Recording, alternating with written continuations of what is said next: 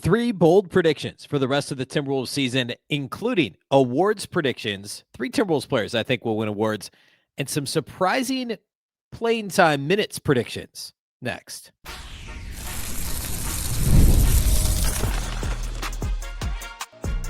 You are Locked On Timberwolves, your daily Minnesota Timberwolves podcast. Part of the Locked On Podcast Network, your team every day. Hello and welcome to Locked On Wolves podcast, part of the Locked On Podcast Network, now the number one sports podcast network. Today's episode is brought to us by 5 Hour Energy. Have your cake and drink it too. Birthday cake flavor is back. No fork needed. Vanilla-y, cakey flavor, caffeinated kick, and no sugar. It's party time. Order now at 5hourenergy.com or on Amazon. Happy Friday, everybody. Happy weekend. My name is Ben Beecken. I'm the host of Locked On Wolves. Today on the show, a lot to get to. I want to hit bold predictions. I did a few of them yesterday on the show. I've got 3 more for you today. We're going to start there. And that will include the tail end of that. I'm going to predict the rest of the season. I'm not going to literally go game by game, but I did do that so you don't have to. And I'm going to predict what the Wolves' final record will be, where I think they'll finish in the Western Conference and why. And then we'll close by talking Wolves-Mavs tonight. Minnesota's a big favorite over a Cooper flagless Dallas Mavericks team at Target Center this evening. So we'll talk about that here at the end of the show today. Big thank you off the top for making Locked On Wolves your first listen every single day. Of course, this show is free and available everywhere. Wherever you like to listen to podcasts, you can find Locked On Wolves. So if you missed yesterday's show, we talked about the buyout market. Nothing has happened since then. Of course, Chris Middleton will be in town tonight with the Mavericks, but I talked about Slow-Mo, Kyle Anderson, former Timberwolf, now with Memphis, and also Chris Middleton as possibilities for the Timberwolves. That was a big topic of yesterday's show. And then the rest of the show, I did bold predictions. I hit 3 bold predictions yesterday. I'm not going to spoil them if you missed the show. I'm not going to rehash them if you listen to the show. But I will say that the I don't know. I thought I had a couple pretty kind of out there predictions on yesterday's show. So please go back and listen if you missed it. I've got 3 for you today that we're going to hit here right now without further ado. So the first thing I have for you, we'll get to Timberwolves record here in a second, but I want to hit a couple player things first. I think the Timberwolves have 3 players win significant postseason, or I guess the regular season awards that are announced postseason. Okay. I've got 3 significant ones that have not happened. None of them happened last year, and one of them's never happened. One of them happened 2 years ago, and the other one hasn't happened. I guess the last time would have been 2 years ago as well. Ready for this? Number 1, Anthony Edwards will make the All-NBA first team this season. I think Anthony Edwards makes the first team. Now, a couple things here. Number 1, of course, Ant was All-NBA second team each of the last 2 years. So that, he's not far off. So it's maybe not that bold of a prediction, but I think it's almost a shoo-in at this point. Like, you look at some of the guys, first of all, who can't make All-NBA teams because of the games minimum. So, like Steph Curry, Nikola Jokic, they can each only miss 1 more game apiece. LeBron's already out, right? Wemby, Kawhi Leonard, Devin Booker, Evan Mobley can only miss 4 more games. Luka Doncic can only miss 5 more. Now, Ant can only miss 6 himself. But that all matters. And look at the team from last year. Like, Jason Tatum was all NBA first team last year, and obviously he's not going to be this year. He hasn't played yet this season because of the injury. So Ant is really almost a shoo-in for all NBA first team. Of course, as an all-star, obviously there's how many all-stars were picked? 30 all-stars, I think. So but only 15 guys are all NBA, and Ant's been all NBA second team each of the last 2 years. Okay, that's part 1, though. That's not the prediction. It's part of it. Part 2, I think Rudy Gobert will make it to All-NBA defensive first team, or All-NBA defensive team, the first team. He was on the All-NBA second team last year, All-NBA defensive second team last year, not All-NBA straight up, just defensive second team. 2 years ago, he was first team all defense. His first year in Minnesota, he did not make either team. Before that, he had been All-NBA, all defensive NBA first team 6 straight years in Utah. So 7 out of 8, he was first team, and then he was second team last year. So he's been on one of the 2 teams 8 out of 9. So it's not a crazy thing to suggest that he'll be an All-NBA first team for defense. But he was second team last year, and nobody. I don't know. People don't want to give Rudy Gobert awards anymore. That's clear. given the odds for all defensive or defensive player of the year, all that stuff. And right now, the Timberwolves are a top 10 defense. And for a lot of time this year, they were top 5, top 6. And Rudy's, of course, a huge part of that. So that's part 2. I think both of those things are likely to happen. Now, my third thing currently, at least on FanDuel, Naz Reid is the favorite to win this award as well. And that's Naz Reid winning the 6th Man of the Year award, which, of course, he did 2 years ago and placed last year, but did not win the award when Peyton Pritchard won.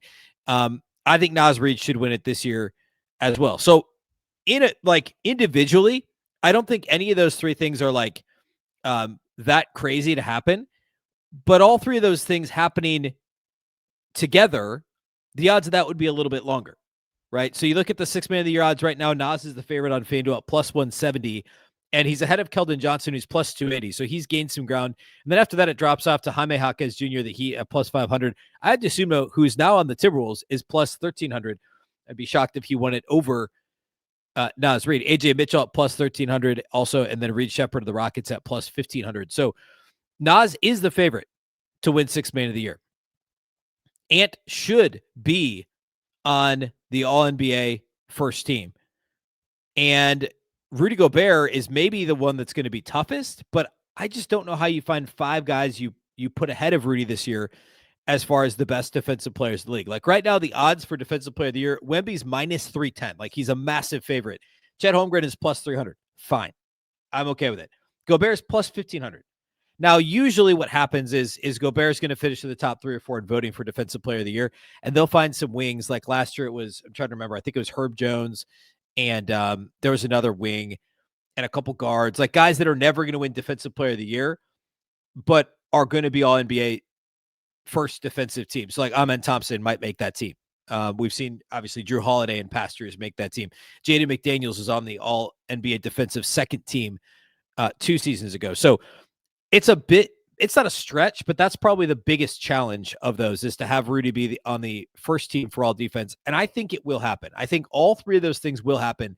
And I think that's it's not a leap, but for all 3 of those things to happen, I'm going to say is a bold prediction, because if one little thing goes wrong, then the prediction is wrong. So we'll, of course, revisit that one at the end of the season. I have 2 more bold predictions before we get into the schedule breakdown and the end of season prediction for the Timberwolves record and seeding in the West. I touched on the seeding yesterday, but I'll hit you with the record. I'll explain why I think it'll end up this way. And then we'll close by talking Wolves, Mavs. So 2 more bold predictions, both rotation related, minutes allocation related, and related to yesterday's conversation about the buyout market and what this roster looks like by the time, I guess by March 1st, but then also when we get to, mid-April and the start of the playoffs. I have 2 minutes and rotation related bold predictions. We'll do that here next.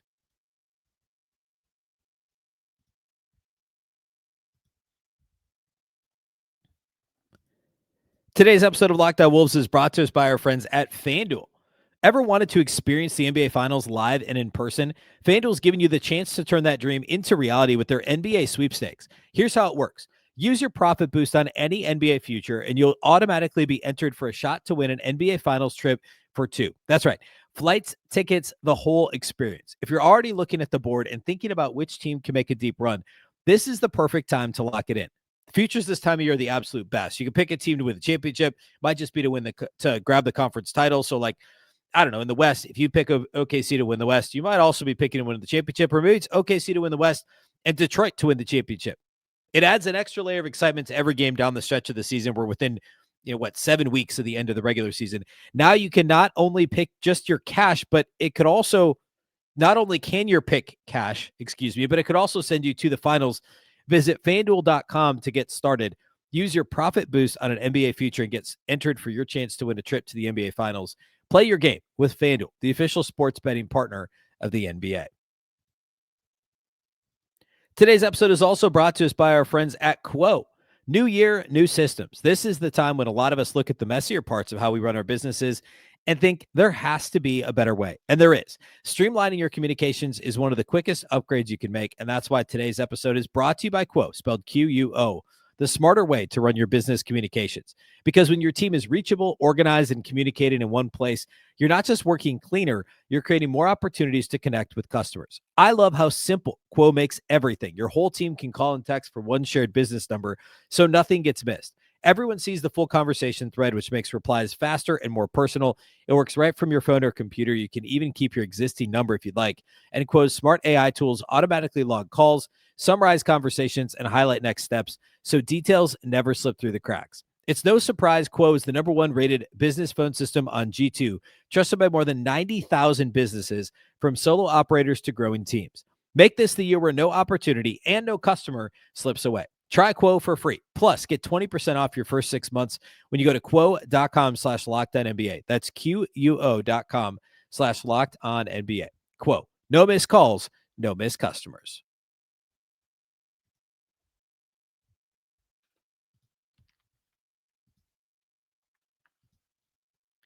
A reminder once again about the Everydayer Club. If you haven't signed up already and you are a big, an everyday listener, if you're somebody who listens to the show every day, first of all, thank you. Second of all, sign up at LockedOnWolves.supercast.com for an ad-free feed of this show, and you also get access to the Discord chat where we'll talk all things Wolves every day. We're in there talking rotations today, which actually gave me half of my idea for my bold prediction today that I'm about to make related to the rotation for the rest of the season. I've actually got two. So let's get into it.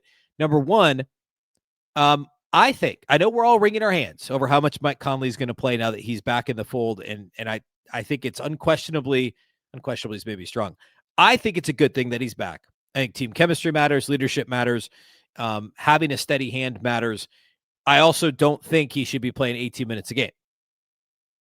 I'm not sure he's going to be relegated to a Joe Ingles clipboard role, but my prediction is that Terrence Shannon Jr. will play more minutes from here on to the end of the regular season than Mike Conley. And I truly think that's a bold prediction because everyone knows how much Chris Finch likes Mike Conley. And Mike Conley's great. He was a huge part of this team the last couple seasons.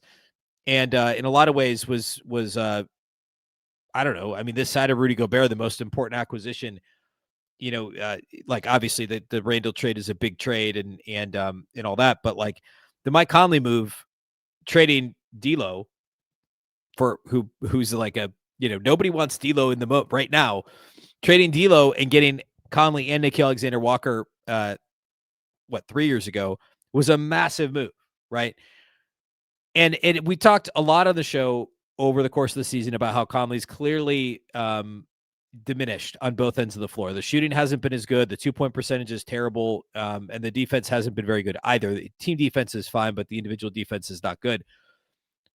But still, we know Chris Finch can't exactly quit Mike Conley, and they brought him back, maybe not just to sit next to Joe Ingles on the bench and give them two former Jazz Rudy Gobert teammates to just root on their teammates. I do think TJ Shannon will play more minutes than Conley because TJ Shannon's a big part of what this team would like to do in the next couple of years. He and Ayo Dosunmu have some qualities that are the same, really, or very similar. And I talked about this last week on the show, or maybe it was the first part of this week. I don't remember. But I talked about this before, that there are a lot of similarities between how Shannon plays and how Ayo Dosunmu plays.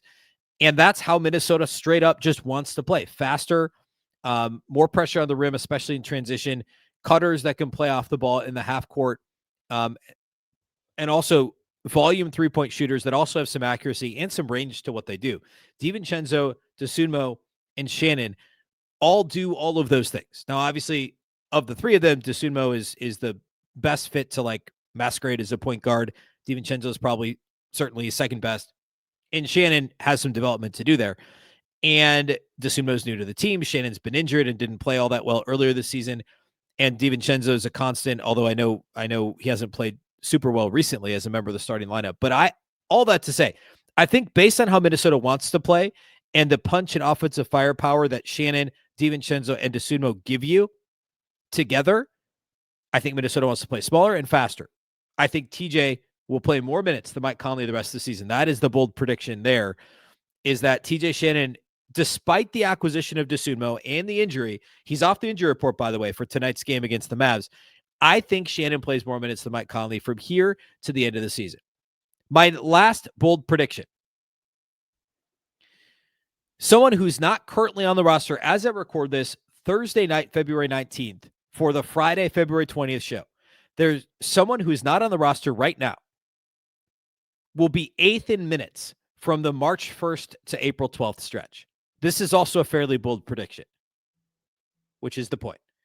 Someone who is not currently on the roster will be number 8 in minutes played on the Timberwolves roster between March 1st and the end of the regular season, which is April 12th. So essentially a 5.5 week span. And it might be Kyle Anderson, who we talked about yesterday. It could be Chris Middleton, who we talked about yesterday. Could be some other buyout candidate that we're not considering right now. There's guys who maybe haven't even been rumored as buyout candidates that could get bought out. I kind of just a feeling. And part of it is if it does end up being slow, I'm going out on a limb here, clearly. If it ends up being Slow-Mo or Chris Middleton and they get bought out and come to Minnesota, they're probably coming because they think they'll get minutes. Now, I feel better about saying that with Slow-Mo because I think he can give you 20 minutes and be legit and be good defensively. And we know how much Chris Finch and Tim Conley like Kyle Anderson. I feel less confident of saying that about Chris Middleton. I think Middleton would be is more likely to be more of a bit role of like a 10-minute a game type 9th, 10th guy. I guess the trick with with Kyle Anderson is he's a forward. He's a front court guy. And Minnesota has 3 really good guys in the front court, and they're probably going to play smaller. So that's why this is a bit of a bold prediction. It's just kind of a feeling I have that we're going to see heavier minutes for somebody like Kyle Anderson or Chris Middleton or insert player X. And outside of the 5 starters, Naz Reid and Ayo Dosunmu. So basically they'd be outpacing Jalen Clark, TJ Shannon, Mike Conley, Bones Highland. So I'm predicting that whoever this mystery player is will outpace those guys in minutes. Okay, so I'm not going to list off all my bold predictions from yesterday's show, but go back and listen to those. That's 6 total bold predictions. I will be accountable to these at the end of the season, just like on, I think it was Tuesday's show or Wednesday's show this week.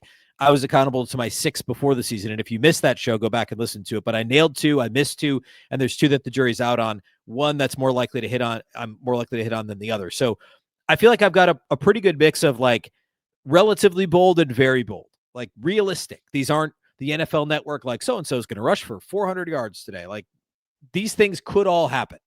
They could, but I'm certainly going out on a limb. Okay, let's talk about the prediction, the record prediction, and how the rest of the season is going to go. Now, Minnesota has one of the toughest remaining schedules.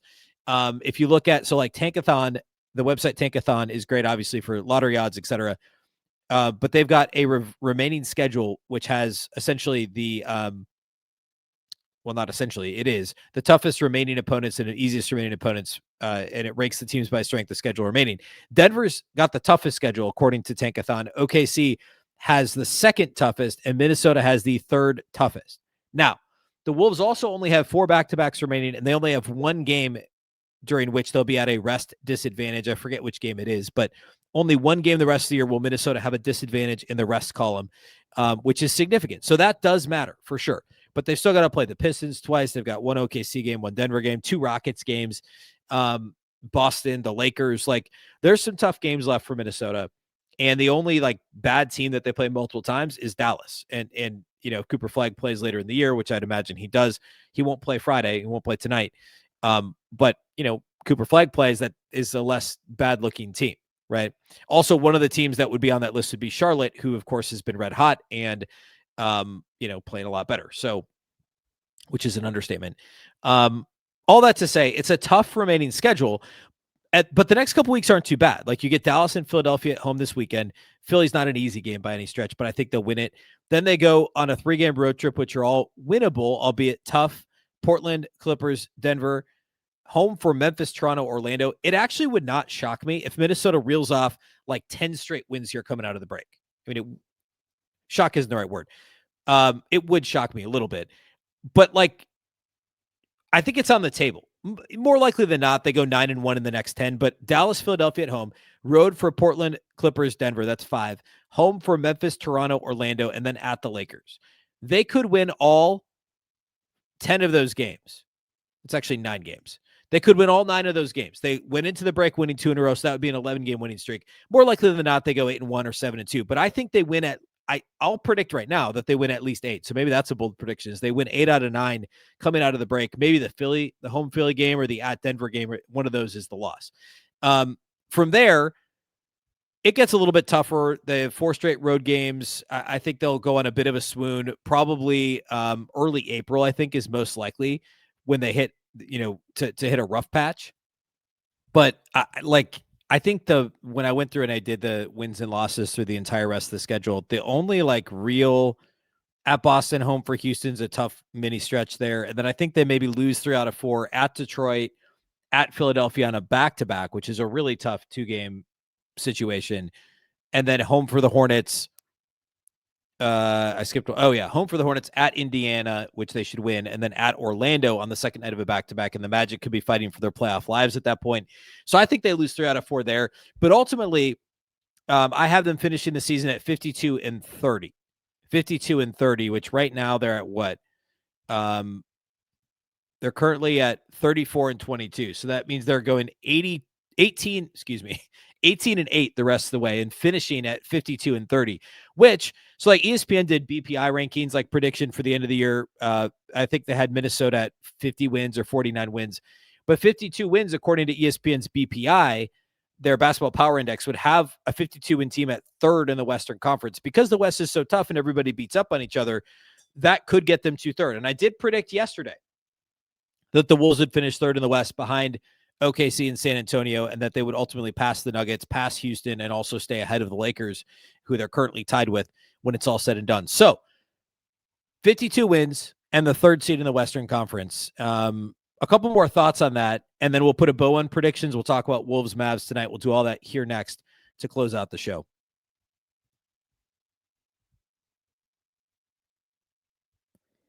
Today's episode of Locked On Wolves is brought to us by our title sponsors at 5 Hour Energy. Welcome to the 5 Hour Energy Flavor Draft. We're looking at every aspect of the draft to let you know which tasty flavors are the best and which just might be sleepers. The board is set, the flavors are ready, and only one is going to take home the top spot.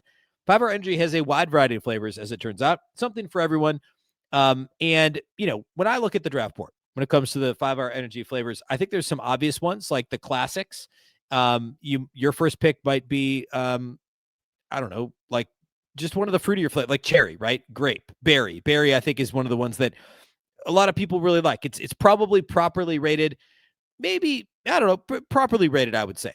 Under the radar. I mentioned this the other day. Watermelon, strawberry watermelon, anything with watermelon to me is an underrated pick. And I would say a sleeper. Also, peach mango. I like anything with peach. I like anything with mango. So, of course, peach and mango together are kind of the perfect combination. The right peach flavor, your first sip, mango will add a bit of a tropical depth and sweetness to it.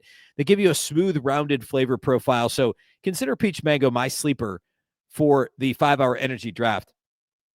It also, so many good flavors that are, like I said, properly rated. The more normal sounding, the one fruit flavors like your cherries, your grapes, your berries, those are going to go high on the draft board, and for good reason. You can find your new favorite flavor of 5 Hour Energy shots available online at 5hourenergy.com or on Amazon. Again, find your new favorite flavor online at 5 Hour Energy, the number 5hourenergy.com, or on Amazon.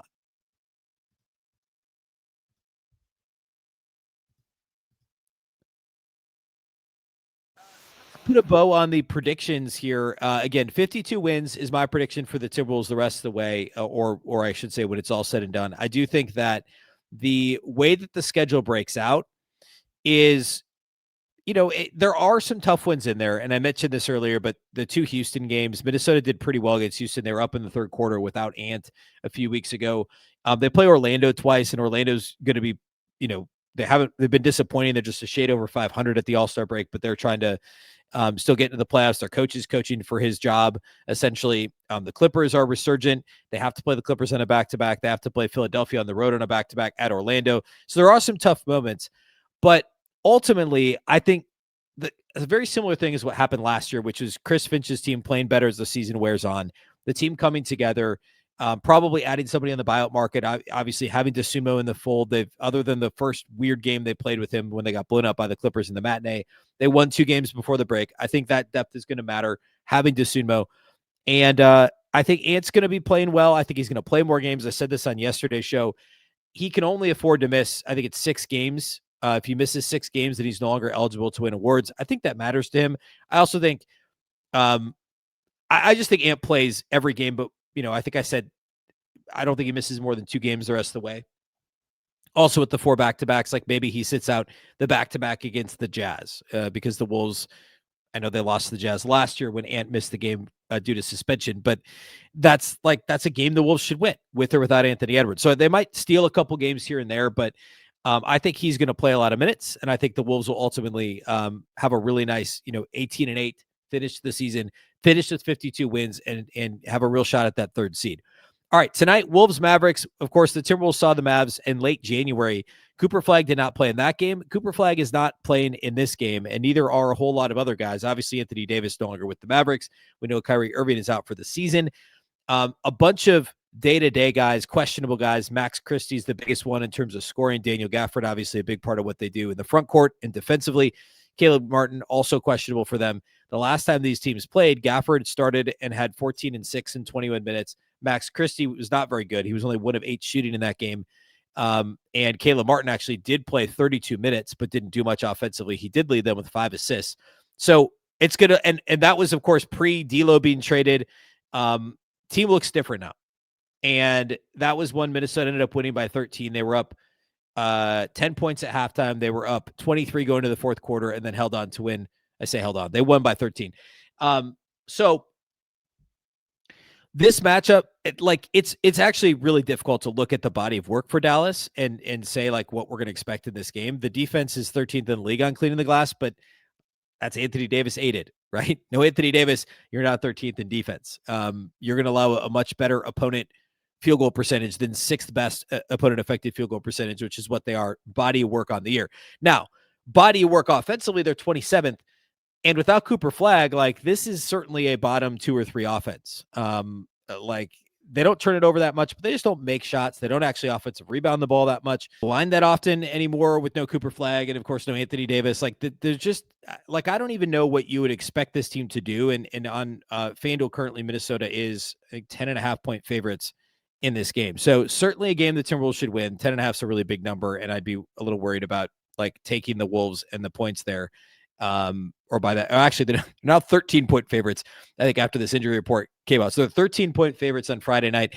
I do think the Wolves will come out of the All-Star break with a vengeance and really, come out with a purpose. So what to watch for in this game? I think the biggest thing is probably just making sure that it sounds so silly, but that they actually come out with a purpose and come out with the focus on actually trying to win and proving that. It sounds so elementary, but as we know with this team, like that's what really matters. And, Dallas plays pretty fast. I guess pace would be one thing to look at. Minnesota wants to play faster. It always makes me nervous when they play a bad team that plays at a faster pace than they do, because there's just, more bites at the apple for the bad team. You play a higher variance game, you give yourself a better chance to win. Now, are the Mavs really motivated to win? I don't know. And also, a lot of times these bad teams that play fast are better at offensive rebounding or shooting, and the Mavs are bad at both. They're bottom 3 in offensive rebound rate. They're dead last in 3-point percentage, and they actually don't even shoot that many threes for a team that plays really fast. Now, they also don't really have a point guard with, of course, Kyrie Irving out. D'Lo was out of the rotation before he was traded. Cooper Flagg has been masquerading as a point guard and certainly improved and been overall pretty good this year. Really good for a rookie, certainly, but especially of late. If he was playing, this line's probably, 6.5, 7? And it's currently 13. So this shouldn't be a difficult game for Minnesota. I think they win by double digits. I'd be worried to take them by more than 13 points, but take them minus 13. But I think the Wolves win this game fairly easily. And we'll know a lot about how they're coming out of the All-Star break pretty quickly here in this game. So and also I'm very curious rotation wise, like does Mike Conley play? Or what does Bones Highland play more than 9 minutes, which is what he played in the last game before the break? What's that split look like for Chris Finch? All right. We'll have the live postcast tonight. Of course, Jack and Luke do an awesome job on YouTube. So if you haven't listened to that before, if you do listen to the show, Luke Inman and Jack Borman go live after every Wolves game over on YouTube, on this YouTube channel if you're watching on YouTube. Also, that audio, if you can't catch it live, will be on the Locked On Wolves feed wherever you listen to podcasts. I will do probably a short show over the weekend, and then I'll be back with the full show on Monday, recapping the weekend and giving you the post-game pod from Sunday's game as well. Big thank you for making Locked On Wolves your first listen every single day. Of course, this show is free and available everywhere. That includes YouTube, as well as all of your favorite audio platforms. Wherever you like to listen to podcasts, you can find Locked On Wolves. You can also watch on the Locked On Sports Minnesota app on both Roku and Amazon Fire TV. Of course, if you never miss an episode, the Everydayer Club is built for you. You can get Locked On Wolves ad-free, plus members-only Discord access and more. Head to lockedonwolves.supercast.com to join the club. For those of you on video, we'll send you to the first ever 24/7 national NBA YouTube channel on audio. Make sure that your second listen is NBA Game Night on Locked On NBA. Of course, this show is also part of the very same Locked On Podcast Network, your local experts on all the biggest stories. Once again, I'm Ben Beecken. This is the Locked On Wolves podcast, and we'll catch you next time.